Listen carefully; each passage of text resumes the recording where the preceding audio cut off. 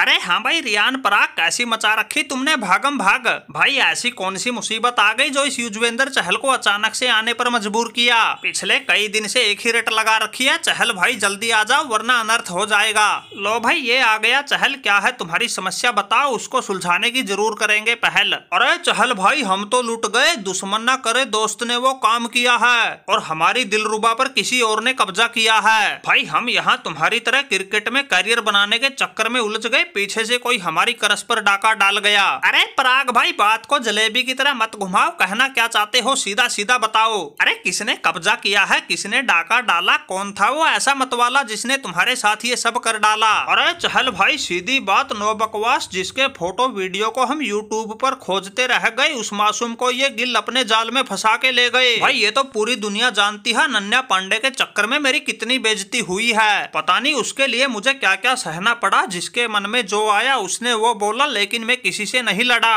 और ये देखो तुम्हारा गिल्लू हमारी उसी नन्या पांडे पर बिल्कुल शिकारी बाज की तरह टूट पड़ा। अरे भाई रियान पराग अगर ऐसी है बात फिर तो भाई तुम्हारा जलने से पहले ही बुझ गया चिराग। लेकिन भाई हमें तो नहीं लगता कुछ ऐसा होगा, क्योंकि इस शुभमन गिल का चक्कर तो हमने सारा के साथ सुना था। उसको पाने के लिए इसने खूब ताना बाना बुना था, इसके कुछ हाथ पल्ला लगा था या नहीं ये तो ये खुद ही जाने। लेकिन रियान पराग भाई तुम्हारी बातें हम कैसे माने, क्योंकि ये शुभमन गिल तो है बड़ा शरीफ, मुझे तो नहीं लगता ये किसी और को दे सकता है ऐसे तकलीफ। अरे चहल भाई दुनिया बहुत आगे निकल गई है, सभी तुम्हारी तरह शरीफ नहीं है। तुम तो यार बिल्कुल आंखें देखी हुई मक्खी खा रही हो, इसीलिए तो श्रेयस अय्यर की तरह गिल को भी शरीफ बता रहे हो। भाई देखी थी मैंने फोटो, ये तुम्हारा सीधा साधा गिल हमारी अनन्या पर अन्याय कर रहा था, उसके साथ बिल्कुल फेफड़े से फेफड़ा मिला के खड़ा था। अरे गिल भाई ये मैं क्या सुन रहा हूँ, सुना था तुम्हारे पीछे तो पड़ी थी दो दो सारा, फिर क्यों तुम्हारा दिल किसी और पे आ रहा।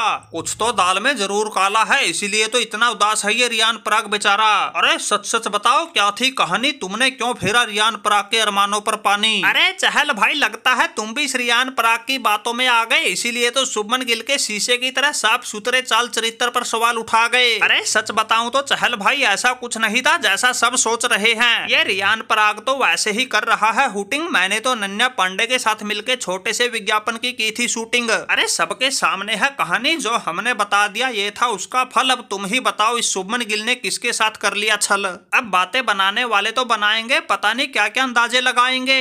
अब उनका हमारे पास नहीं है इलाज, क्योंकि इतनी आसानी से नहीं आते लोग अपनी हरकतों से बाज। वैसे भी चहल भाई तुम तो अच्छी तरह जानते हो, लोगों ने तो तुम्हारे और भाभी धनश्री के रिश्ते पर भी पता नहीं कैसे कैसे सवाल उठाए थे, कौन कौन से कहानी किस्से बनाए थे। अरे गिल भाई ज्यादा भोला मत बन, सभी को पता है शरीफ छिपकली सबसे ज्यादा मच्छर खाती है। चहल भाई का उदाहरण देके बातों को इधर उधर मत घुमा, क्योंकि हर किसी की चहल भाई की तरह बर्दाश्त करने की क्षमता नहीं होती। अब इस कोहली भाई को ही देख लो, शुरुआत में तो इसने भी ऐसे ही अनुष्का भाभी के साथ मिलके किया था कोई छोटा मोटा विज्ञापन, फिर बाद में देखते ही देखते उसी के साथ कर गया शादी समारोह का समापन। क्यों भाई विराट कोहली, यहाँ में विज्ञापन समझ के मन समझाता रहूं, उधर ये शुभमन गिल अनन्या पांडे की उठा जाए डोली। अरे रियान पराग भाई बात तो तुम बिल्कुल ठीक कह रहे हो, आज के समय में किसी का कुछ नहीं भरोसा।